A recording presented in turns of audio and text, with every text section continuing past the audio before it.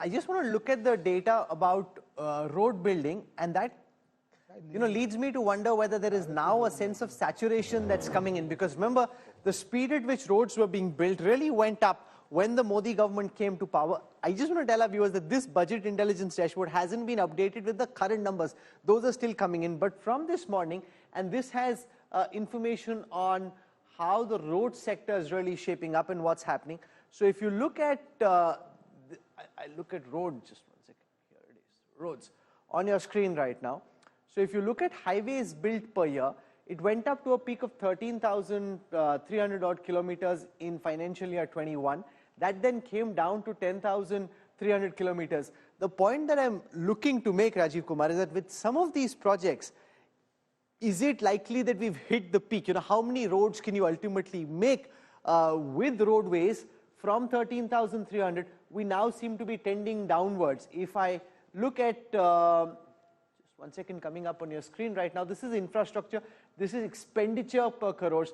While that's been going up, how much? Because they have to, at some point in time, the point that was made that private investment needs to come in, because when it comes to government infrastructure, there is only that much that can be done. At some point in time, we'll start hitting a plateau. 2 points. Yes. One, our highways to surface area intensity, or our roads to surface, tarred roads surface area intensity is still much lower than, for example, our peer, comparable countries like China or Malaysia or Singapore. That's one point.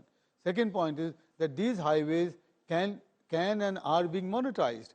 And as they are monetized, that means the private sector comes in and the private investment comes in. So what the government does is to play a pioneering role in, for example, acquiring the land, getting all the clearances done, starting the project, and then handing it over to the private sector.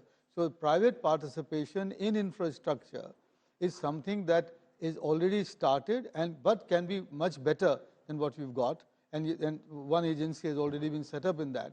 Similarly, and that's again been put in the back burner now, but from Niti Aayog we had said that even the railways and the railway services and the railway stations, etc., could be handed over to the private sector. So let's not... Which now the government doesn't seem to be doing. A lot of these new ones they're building themselves. Not at the moment, but it can come back to that very quickly. But private investment, public sector investment can and will crowd in the private sector investment, and that's the premise that this government has been working on. One of the flagship programs of this government, one of the flagship programs of this government is the Awas Yojana. No, I will say something on the road. Yeah, okay. So you see fabulous roads, infrastructure coming up all, but if you want to reconcile the story which Rahul was reading, that the highways construction in kilometerage is actually going down, whereas the expenses is going up, you need to just look at the Bharatmala. This was the project which was approved in 2018 to be completed by 2022. 34,600 kilometers of highways to be constructed at a cost of about 5 lakh crores. That was the promise. Now 22 is gone to 1.5 years back. Not even 1/3 of that road length has been constructed. The project cost has been the revised cost is about twice the cost which was earlier. The government the road ministry has asked for the approval of that, but at this moment that has not been approved, and the finance ministry has put a stop that no new portions of the Bharatmala project can be taken. So this captures and why is this happened? Because the cost per kilometer of the road has actually gone up very sharply thanks to higher land acquisition cost, higher cost of other things. Yeah, and that is where the road story, which is fascinating, which is very good, at the same time is not... You can't pick up one project. That is the only project on the road sector. There are so many highway corridors being built. No, these are all part of Bharatmala. The Delhi-Mumbai highway is not part of the Bharatmala. They are all part of Bharatmala projects. No, but those are being completed, and the rate of highway construction in these 10 years has been much higher. Can I come to one of the projects which she mentioned, which is the Awas Yojana? Yes. She said we built 3 crore houses, we are going to build 2 crore more. Or the other way around, we built 2 crore, we are going to build 3 crore more. Do you get a sense that when it comes to these basics, that's where the Modi government intends to keep its focus on. While we will talk about, the Atal Setu bridge and, those are the poster sort of images that come out. Actually, it's on the ground. This matters more. Matters far more, especially in an election year. Do you believe that that will be seen as one of the successes of this government, where the government has been able to use monies to ensure livelihoods improve? That is very true. House matters to the rural people. The tap water connection matters to the rural people. The toilet matters to the rural people.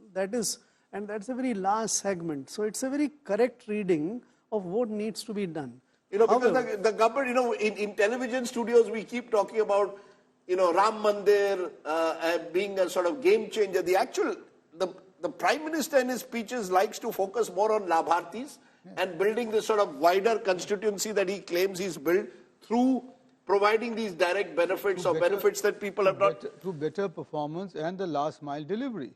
Across sectors after sectors, schemes after schemes. And I thought it was interesting that he said our focus will be on Eastern India. Yes.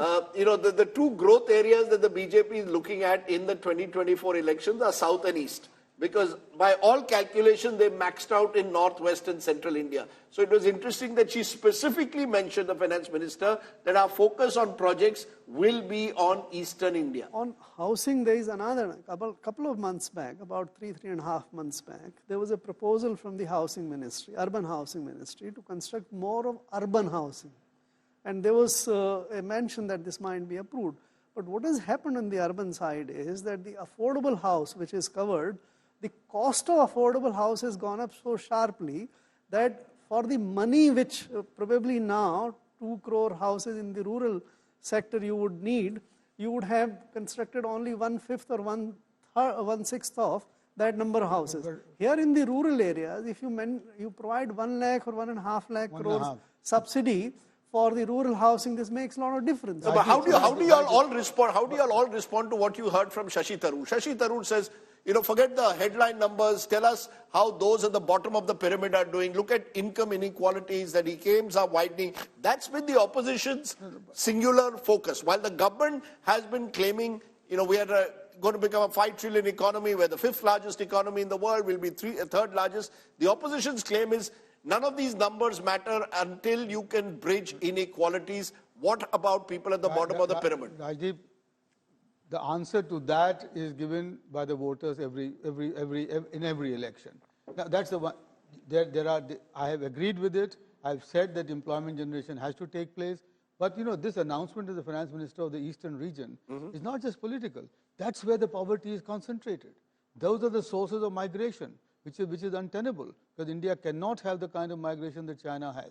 Because if you do, then given our diversity, the social fabric will be under pressure. So this is the thing to watch out for, that if the eastern region develops and the physical infrastructure, the social infrastructure, the skilling develops in the eastern region, that's a huge step towards improving equity in the country. Saurabh, this inequality debate, is it a debate that you believe the opposition has a case when they keep raising it? I think this the MSME sector definitely continues to be in stress. I think the government is aware of that. There are some steps here also to address the MSME sector, to create jobs. So this is not something which is not, which the government is not aware of. I think that definitely is a case. There is no doubt that the MSME sector is one sector which is the engine of the economy, but needs special, focus. And I think the government is on its way to doing that. One thing I wanted to draw the attention of is about private sector investments being crowded in. Now, in the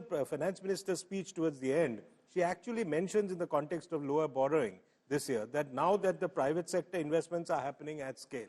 So, the government believes that the whole heavy lifting which has happened over the 10 lakh crore and now 11.1 lakh crore is going to really bring in the private sector investments. It's already happening. Mr. Garg, any your thoughts Rajdeep, on the inequality debate, I don't think the politics of inequality debate is very important, or the people bother too much.